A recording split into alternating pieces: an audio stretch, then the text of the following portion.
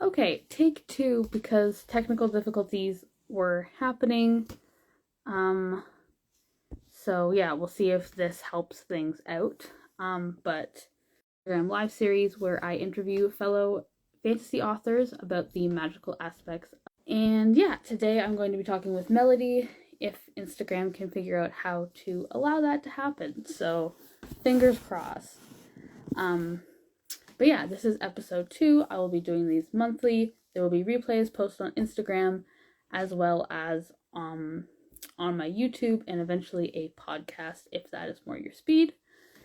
So yeah, I will just hang out here for a minute, wait for Melody to join, wait for some other people to come on, and yeah, we'll see how this goes.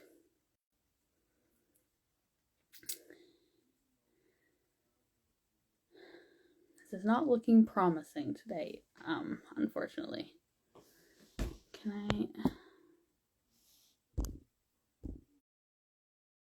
Oh, it made a noise. Oh my god, it's doing it. Oh, hallelujah. I was like, oh no, what's happening? No, I was clicking on the button and it just wouldn't. Wasn't going. Yeah, it was I fine. was like, why? Why me? Oh, that's my dog. That's okay. Something. Um, so yeah, hello. Everybody, this is Melody. She is an author of a myriad of books that I will let her talk about. But yeah, today we are doing I have some interview questions here. I'll open it to questions at the end. And yeah, basically we're talking about specifically the magical aspects of Melody's books, the world building, because I feel like a lot of times people talk about plot, they talk about character, and that sort of thing, but like the magic and like that part of fantasy that I think we all look for is not Yeah. talked about as much. And I want to put some light on that because I have a lot of fun creating and writing it, and I think that readers would have a lot of fun learning about it. So Yeah. yeah. So basically, my first question to you, Melody, is just tell us about your books. Give us the short synopsis. Yeah, go for it. The two books that I wanted to talk about today, because there's a lot of them, and I was like, there's too many to talk about all at once. Is Golden Touch, which it's contemporary, so it's in our world, but it has like a lot of fantasy elements to it. It's about this girl who her parents are struggling. It's young adult, so she's she's like 16 or 17. Her parents are struggling financially, and she goes up into the mountains. She lives like in Tennessee, surrounded by mountains and stuff. Up into the mountains to find this like golden gift that her like grandparents had always told her about. And they go up there, and her and her brother go up there, and they find this boy. It's not actually like gold. Like they were going to go look for gold to like help her parents out and stuff. And it turns out it's this boy who was in like a Sleeping Beauty kind of curse thing, and he has like the Midas touch, so he can anything he touches turns to gold. Um, and then the other one is Desert Flower, which is the first book, like standalone book in a standalone series. So there's three of them. But that one's set in like an actual like fantasy world, where it's like steampunk, it has steampunk elements, and then like low key fantasy. It's kind of like the inspiration was Then Comes the Drifter, like in terms of like the low key fantasy by Claire. I'm gonna mess up her last name, but it's like Banshback. And yeah, so those are the two ones that I wanted to talk about. Desert Flower is about this girl who grew up in a very like small town in the middle of the desert. It's called the Badlands, and she's kind of ostracized from her town, and she runs away, and she kind of falls in with some like desert pirates, and there's like potential. I don't want to spoil it, but potential magical powers and stuff. So That's awesome. No, I love it. I like that. That's one of the things that I like about your books. I haven't actually read any of them, I will confess. yeah, There's so many books on the TBR. You know, you follow these authors yeah, and like you want to read them all and you just can't. yeah, yeah, But Desert Flowers on my list of like the top of the list if I ever do get around to it. But I like how your books are kind of like they're unique in the sense that it's really hard to define what exact genre that they are, and I like that Yeah. about them. Like you said, like desert pirates, and I'm like, what does that even mean? I Yeah. don't know. I like it. I So, yeah, it's definitely a unique thing. thank you. Um, Trying to read my notes here.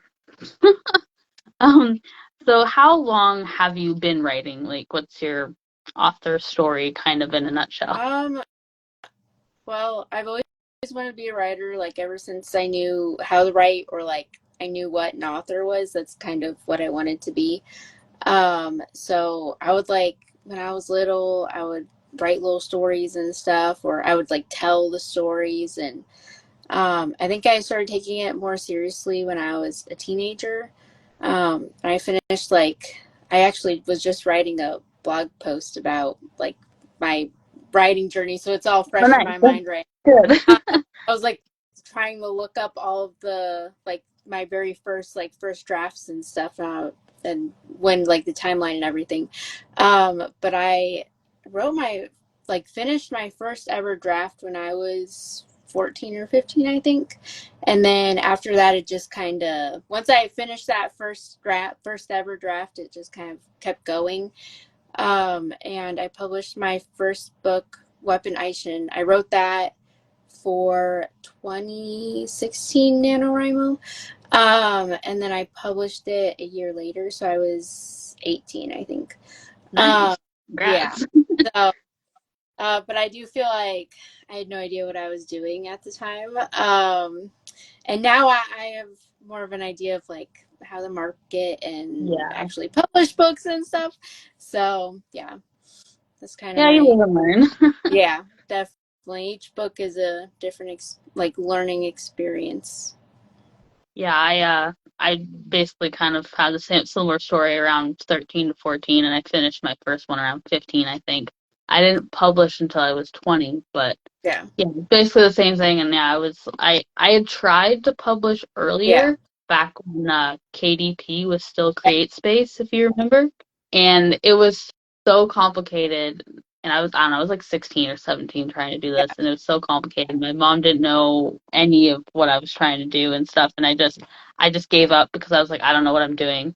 And at the time, I felt like so like devastated by that, Yeah. but looking back, I'm like, I'm so glad I did not publish that book in the state that it was in. Like, Yeah. oh my God, it would have been so terrible. So, blessing in disguise. God Yeah. works in mysterious Yeah. ways, but yeah.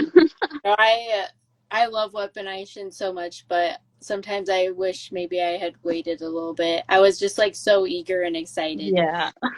Yeah.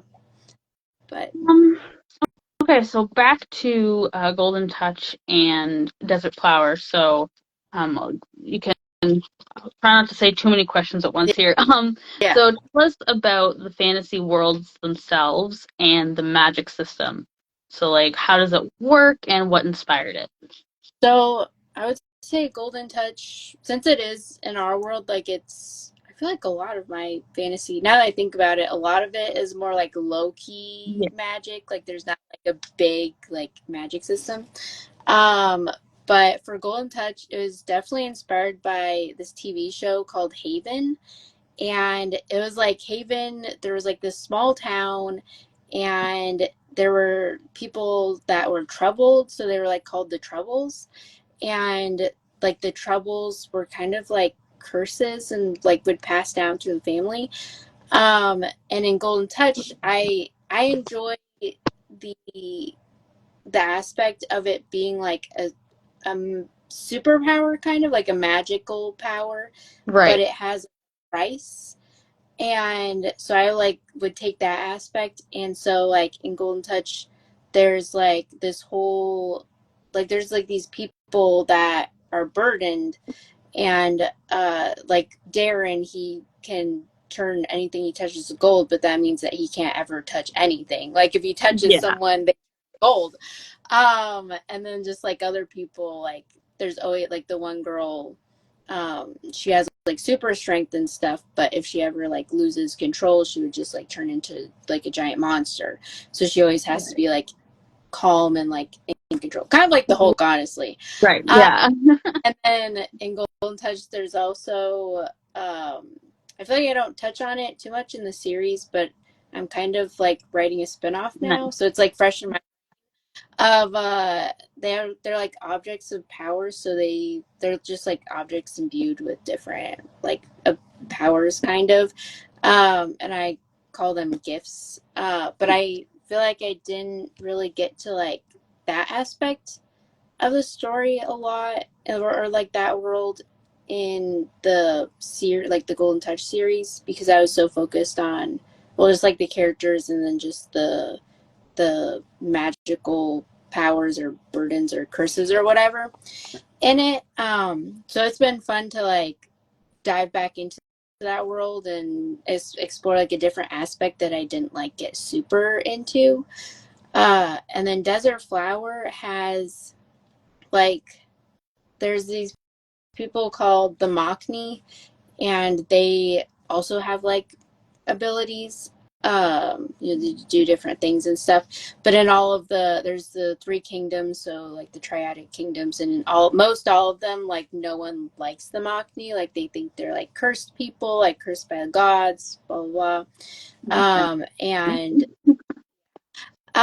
And so like all of them kind of are just always in the hiding, or travel. They're very nomadic people.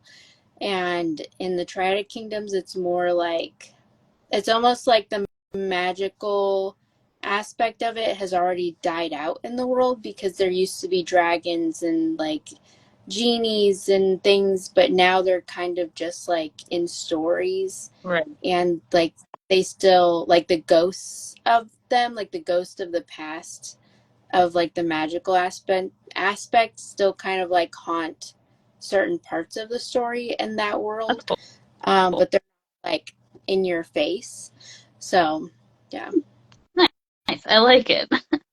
So, with Darren is like, and the others, is that something that like is, what's the word, like genetic, or like it's not part of the family, it's just random people get these powers?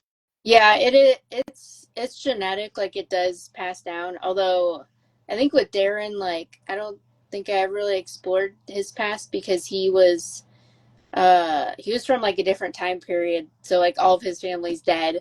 Oh, And he poor guy. like, yeah, he struggled. He has a tragic backstory, kind of. um but so I but like the other characters, a lot of them like they do pass down, or like they skip a generation or a couple generations, and so you just never really know what you're gonna get until it happens to you. So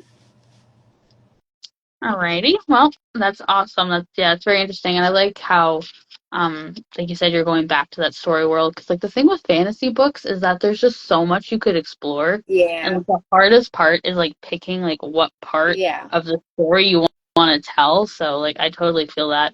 My fantasy series, I've got lots of prequels and yeah, sequels all in here, and I'm like, not yet. You gotta actually finish the main trilogy exactly. first. Would be great. But yeah, there's just so much to explore. Like there's so many characters and magical abilities and backstories, and Yeah, there's yeah, always like side characters that pique my interest, and I'm like, oh, I gotta write a story about them now. Like yeah, that's just how it's got to be put out. they deserve it. They Yeah, deserve the spotlight. exactly. Um, okay, so my next question is about the world. So I guess this would apply more to Desert Flower, because it's in a Yeah, fictional world. So yeah. does your fictional world, the Triadic Kingdoms, have like a made up religion or special holidays or like festivals and stuff? Like what, tell us more about the culture of the world. So in Desert Flower, there's the Badlands, and a lot of the people like, I feel like where Rayla, the main character, grew up, they were very involved in the old gods. So I did kind of create like a whole little pantheon. I can't remember them off the top It's of my okay. um Yeah, so her people have like the old gods, but honestly, like in the more the city areas and then like the other kingdoms, like they don't really pay much attention to the old gods anymore. It's kind of rarity, but yeah, it was interesting. I feel like I built up like her little village. They were like very like religious, like they would do like these ceremonies and like the gods were everything to them. And then the rest of the story is kind of just her like interacting with these two people that um oh, sorry, I like totally forgot about this aspect until just now. I was like, dang. No, we have a Yeah, lot of books. It's okay. there's the old gods, and then there's like the creator. And as a Christian, I honestly I've always wanted to try a book that like involved like God in it, and this seemed like the good book to do it in. And so her people believe in the old gods, and then she met like the desert pirates, who you would think wouldn't be very religious, but they actually kind of are, and they believe in like the one god, the creator. And but that's also kind of a taboo thing. Like I feel like a lot of the people in the world, just in general, like they're like, we're just living our lives, like we're good. Right. So it's kind of a rarity for most people in that world to like really believe in anything. Right. um, so it was cool for Rayla to go from like these super judgmental, like pantheon of gods that um, it was kind of the reason that her people ostracized her, to meeting these like desert pirates that have this belief in this like one creator or whatever, who is more like welcoming and accepting and like loving, I guess. It was really cool to write that process of it, I think. No, I like. Um, yeah. So Yeah, you don't see that a lot, I find. yeah. So it was really fun. It was not something that I get to do very much because I feel like a lot of my other books are, I do lean more towards like contemporary fantasy. And so when I do get to write fantasy, like actual like fantasy in a fictional world, it's just like extra fun for me, I feel like, to create the whole world and everything. So Nice. I like it. Um, yeah, so that's culture. Okay, so here is a fun one, I think. So, how do your main characters and villains relate to the magical aspects of your world? Like, so you say Darren has magic himself. Like, do the villains have magical aspects? Are they trying to get magic? Are they trying to get rid of magic? Like, how do they all, you know, what do your main characters and villains think of the magic in their world? but I feel like in Golden Touch, I feel like some people don't want it, and then some people do want it, and then they realize, like, they get it, and then realize, oh, this is actually a really bad idea, and I don't actually want this at all, because the magic in that world is very. There's always a price, like no matter what, like whether it's your ability or an object that has magic, like there's always something bad that is going to happen to you in general. And so like some like the Darren and Amaya, who are the two main characters in Golden Touch, are more wary, and like Darren knows what it's like to live with that sort of magic, whereas the bad guys, I feel like, are more like, I mean, we know that it comes with a price, but also we don't really care very much. Yeah. Um, the the bad guy in Golden Touch is Lewis, and try not to spoil anything, but Yeah. he, let's just say, he's very close with the whole, like he understands the whole price of it all, and like the ability aspect of it and stuff. So, but he just doesn't care. Like he's like, I need more. Right. And there's a motive behind it.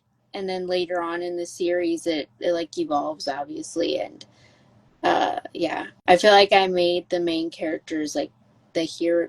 the heroes of the story like more like understanding of like and more careful about trying to use this sort of thing, whereas the bad guys are more like I'm willing to risk it all kind of Right. and just let it let it be what it is. And if they can get away with using something and have someone else pay the price, they will, you know? Even So better. It's great. yeah, exactly. Jeez. So and then Desert Flower, like it is kind of a strange book because it is more internal, I feel Yeah, like. it's, Um, it's like character conflict as opposed yeah, to what? it's more character driven. So there is like conflict and there is kind of like a bad guy at the end. But he's not really in it throughout the story, kind of. Like Right. it's more about Rayla and like internally what's going on. But I will say like the at the end the bad guys or whatever you want to call them, like they do not like messing with the Mockney and are like, I'm so done. Like people with powers, I'm never taking a job like this again. Nice. I love those when like the bad guys like they don't know what they're up against. Yeah. Like They're you like, messed up. yeah. So it's not worth the money, honestly. Negative 5 stars. Would not come here again. Yeah, exactly. Okay. So what is your favorite fun fact about the world slash magic system? Like just something fun. It's not even necessarily like in the story itself, but like what is your favorite thing about the world? Um, Or just like the world in general. yeah, the world in general or the magic. Like what's that like little fun fact that you would tell people about if you got the chance? Honestly, this may sound really bad. I know I've already talked about it numerous times, but I really enjoyed in Golden Touch like coming up with ideas for like abilities or whatever that also has like a flip side to it. It was just like fun creatively for me to like stretch myself and be like having to like really be like, okay, like what is something that would be cool, like what's something that people would think is like, oh, that would be really great to have, and then flip it and be like, but actually it's terrible to live with, you know. Yeah, no, uh, i that's sound cool. I thoroughly enjoyed that aspect of it. And then I really love in Golden Touch, I love honestly, it's probably like my favorite world because I gave myself so much creative liberty with it. I love worlds where things aren't really explained. Like, I like the magical realism aspect of it, of Yeah. like, oh, like there's these weird things that happen, or like these people that have abilities, but like, we it's left up to the reader's imagination kind of like how this came to be, like what happened, things like that. I feel like I also did that with Desert Flower a little bit, where like I did flesh out the world, but also there's like dragon bones that were just left in the desert, and no one really knows like how the dragons, like they just died out, and just like little things like that is really interesting. Yeah. I liked coming up with the Mockney's different powers. Honestly, I really enjoyed the Desert Flower, just like world building in general, because I feel like I don't really let myself do that very often because I do write in our world usually. So I just enjoyed like coming up with like the cities, um, just like the little magic system that I have that's like barely anything compared to other people's. Just like, yeah, I don't know. It was just like a really fun process. And then like writing Desert Flower and then getting to break off and do like two other spin-offs kind of, and to explore like different aspects of like the magic in the world and stuff was really interesting. Yeah. It was just like a really fun process. So Yeah, I like that idea of like leaving like you said, the dragon bones, like just these like kind of things where readers will question, but there's no actual answers. yeah. Because then the story can become so much more beyond what's like actually on the page. Because you could later like years from now decide that you actually want to go back and tell the story of why those bones are there. And Exactly. like you can do that, or you can let readers just like come up with all these theories, and like that's like a spot for fan fiction. And Yeah. like it's cool to like leave some things open to interpretation Yeah. and not have like everything just like explained. Because I mean it's boring too if you Yeah. just sit there and explain everything. Yeah. So I feel I like it. I'm so, maybe it's because I'm so like indecisive, or I'm a more of a pantser, and so I kind of like, honestly, like I don't really world build at all before I write. I just write, and whatever happens happens. And I think in my brain, like when I leave things open or like don't explain things fully, it gives me permission to be like, okay, like if I ever want to go back and like, do a spin-off or whatever, I can, and I'm not like restricted by like the things that I just wrote. Yeah. So Yeah, like my world has more stricter like magic rules. It's not yeah, like it's not like, like as far as complicated goes, it's not on like the yeah, highly complicated end, but it's somewhere in the middle. But like there's a couple times where I wrote the whole series and then I went back and that's like smart. did the Yeah, proper yeah, world building and like the stuff. So I'd get to a point like I fleshed out book one and I had all these I knew what the rules were and how the magic worked and stuff. And then I got to like a plot point in book two and I was like, oh crap, this doesn't work anymore because of that rule that I made in book yeah, one. And so then you have to sit down and like figure out how to still have the thing happen that you want to yeah, happen within the parameters of this like rule that you've made for yourself. And I don't remember exactly now what part of the book that was, but I did figure it out. But yeah. it was like finessing that. I was like, oh. I So I can uh, even imagine like how it would have been like to, you know, write something even more complicated with the magic, like trying like because you want to do something, you want to take your character somewhere, and you're like, no, yeah, they can't do that. Like yeah, even in my most recent book, I have a character who can create portals. yeah.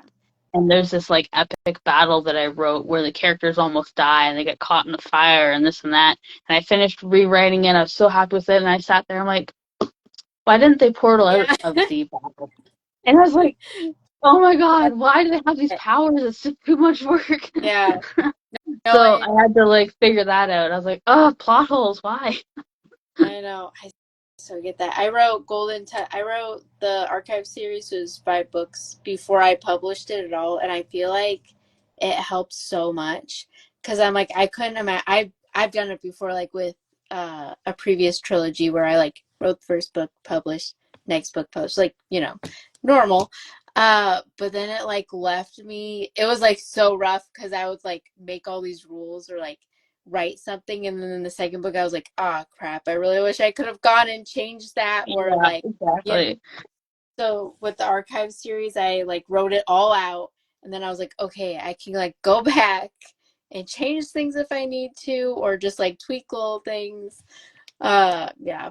So like, or like in the Mortal Circus series, I introduce that the magicians can portal, but then I was like, okay, well then why don't they just portal out of here literally all the time? So then I Yeah, had to figure out like restrictions, and like, exactly. oh, it just takes so much energy to do it, so I just try not to use it too much. Yeah, So yeah. My the thing I came up with to fix it was that the characters literally like have two brain cells between them, so they mm, actually forgot that that was an option. art, yeah, I like Because that. they weren't born with magic, like they've just recently like discovered it. So like Yeah, in the stress of the situation, like they didn't think of the easy yeah, solution. So they get like they live and they get back, and another character's like, why didn't you portal? And they're yeah, all just like, didn't even, well, and yeah, and it that's made for a funny moment. So it did work out in the end, but yeah. that. Um. So then, a little bit off of your books, but what is your favorite bookish world or magic system that you've read about in another person's book? I love A Sorcery of Thorns by, oh man, I what's her know name? that. Mark. Yeah, do you know who I'm talking about? Yeah, I can't think of the name. Margaret sounds right. Yeah, yeah. But it's so good. Like that probably is like. I don't know. Off the top of my head, that probably is my favorite world. I don't even know what it is. Maybe it's her writing is so like so good, so atmospheric and stuff. But I love the idea of the sorcerers drawing their power from. I think they called them demons. And like they would like the demons would like pass down through the family. It was just so cool to me, and they were like tied together. um, yeah, that's probably my favorite. And then also Caravel, obviously. I love that series.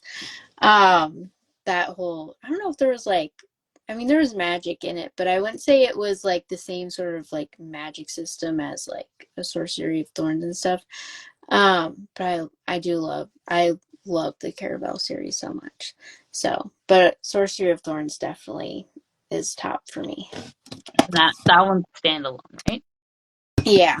I wish it wasn't, honestly. I'm like, you could write a million stories in this world and I would read it immediately. Yeah, that's always So, my thing. Like sometimes I'm like, I don't want to like get committed. Like I'm thinking of reading Sorcery of Thorns. I'm like, oh well, it wouldn't be that bad because it's one book. I don't have yeah. to commit to a long series. But then my problem is I'll get to the end of it like you and be like, well, where's the rest I, of it? Hmm? or, yeah, exactly. So it's So, like the catch yeah. 22. And then she has another one, another standalone. Oh, I Uh, can't remember the name. An That, Enchantment of Ravens. yeah, Yeah, that one's really, so, I follow the. Like, I know all these names, but I've not read yeah, them. I can't remember the author. I know I'm just drawing a blank Yeah, right now, but it's gonna bug me. I'll look it up when we're done. yeah. If that was $1,000 question on Jeopardy, we would Yeah, lose. yeah, for real. Do you Um, have Do you have a favorite like magic system or world? Picking a favorite is just like, It's impossible. but if I have to, which yeah, my favorite fantasy series, like a whole series, is the Iron Fey series by Julie Kagawa. I've heard of that. There's like the main four books, and then there's a Yeah, sequel trilogy, and then a second sequel trilogy. But I just call it like a 10 book yeah, series because it's basically what it yeah, is. Like you follow like the second trilogy follows like the main character's brother, but she's also in it, so it's like it's not her yeah, story, but it's her story. So but it's like it's kind of urban fantasy, but then she gets sucked into the world of the yeah, fairies trying to save her brother, and I don't know. It's just if she continued to write books in that world, I would continue to read them yeah, for the rest of my life. The characters are like my friends. The world is just so easily digestible, and even though it's got like 10 books, like in each book, she manages to introduce new aspects of the world that she never talked about before, but just fit. yeah. Even though, like yeah. So it's super good. So yeah, if I had to pick one, I would say that one. I And I love, haven't read the last book because I'm scared to. no, you're like I don't want it to I'm end. just like, well, we've had 10 books and none of the main three characters have died yet, and Oh, I'm just not liking those odds. So, get that. That's on my list though. It's been on my list for a while, but I enjoy that like the Fae and stuff. So yeah, it's and just it's not like Fae as in like romantasy yeah, Fae, like like where act they're yeah, Fae. like obviously there is romance in it, which is it's one of my favorite Yeah, romances. But like you get like your run of the mill terrifying fairies who will eat you for yeah. breakfast. Like I I mean, I don't get me wrong, I love the romantasy fae, but I also love a book where, like Holly Black's books. Okay, another world that I love is like her Cruel Prince or The yeah, Darkest Forest, like where the fae are like actually like the mythological, like accurate fae, where they're just like nasty and they putting will curses on, they will or screw you they'll up. yeah. Yeah, I like love they have like they make the deals, and like yeah, she can't tell them her name because then she'll like owe them things. She can't make a promise yeah, to them. Like they can't they can't lie, but they know how to work around it. yeah, So like it's like they're not lying, but they're not. And yeah, it's really good because it's creepy and it's yeah. I can't get behind behind the good Fae. I'm like, what are you Yeah, talking about? like they're Like, make supposed to. them people. Yeah. Um, Second last question. Do you listen to music when you write? And if so, what? I do. Actually, one of the first things I do when I get an idea is like an idea that I feel like is going to stick is I make a playlist on Spotify. So it's not really anything like I can't think of like a very like specific song because it's just like playlist full of whatever the vibe, whatever fits the vibe kind of. Yeah. And then I just literally listen to those incessantly. It like helps me like stay in the mindset Yeah. of the world and vibe. And so whatever story is like my main focus, whether I'm writing or editing or whatever, I have that going when I'm working on it, and then also just like when I'm cleaning or driving or whatever. It just like keeps me in the world, and it's really cool because I feel like once you listen, it's like lighting a certain candle while you're reading or like while you're writing something. Every single time it like makes your brain associate Yep. that what you're doing. And so now when I turn on certain playlists and stuff, or like even certain songs, I'm like, oh, it just takes me right back Yeah. to that world. So yeah, that's like before I even make a Pinterest board, I'm making a Spotify playlist for my books and stuff. So yeah. Yeah, I do something similar. I listen to the it's a Skyrim Rainy Nights like Yeah. hour-long playlist on YouTube, and I started listening to it when I was in editing like my debut novel, and it just slowly became like my writing music. So Yeah. like I turn it on and like my brain just like I've Pavlov myself into Yeah. like, and I didn't realize like how intensely I had done it until like one day I was like, actually my boyfriend was scrolling on Reels, and like a reel came out that was playing a song Yeah. from the Skyrim Brain Nights like on it, and like I was like, why do I feel like I should be writing right now? Like it was weird. Like That's my amazing. brain went, and I was like, where is laptop? Like it Yeah. was really funny. I was like, wait a minute, why am I doing that? I think I need So it worked. to have like one specific song that on the days when I don't want to write, I need to hear it and be like, okay, I need to start writing like right now. That sounds amazing. Yeah, it was like a one of those like wild experiences. Yeah, But that's yeah. crazy. Um. Okay, so that kind of brings us to the end. I just have a couple wrap up questions. So, um, one question is, what's next for you? And the second question is, do you have other books? And we already know the answer to that, but I didn't know if you wanted to just touch on your other books quickly and then let us know what you're planning to do in the future. Yeah. So I have the St. Croix Falls trilogy, which is um as we were talking about Faye, I did lean more towards it was like a weird mixture of romance Faye and then like the actual Faye. So if you're interested in that, small town like Twilight vibes kind of. Nice, And nice. I just published the third book in the Immortal Circus series, which has like magical circus, vampires, werewolves, magicians, that sort of thing, set in our world. Yeah. And then I'm very ambitious this year. Yes, I'm I've gonna seen. Yeah, I'm gonna try and publish a couple books this year. So I have a spin-off of the Immortal Circus series about one of the side characters, Tilly. And that's like in my brain, that's the next book that'll be out. I'm still figuring out the details for that. Yeah. Uh, I have a D&D inspired book that actually I wish it was out now because I totally would have talked about it Well, here because I'll have to have you back. it's way more fantasy. It's actually set in my husband's homebrew D&D world. And I just kind of took it over and I'm writing. I wrote the campaign that we're playing with friends like almost verbatim. So yeah, I'm excited about that. And then Project Boathouse, which is like new adult magical realism type thing. So yeah, those are like the three that I am hoping to put out. this year. So And where can we get your books if we want to buy them? they're all on Amazon. It's in my link, or you can look up Melody Personette and you'll find them all on there. So yeah, that's where they're all at. Awesome.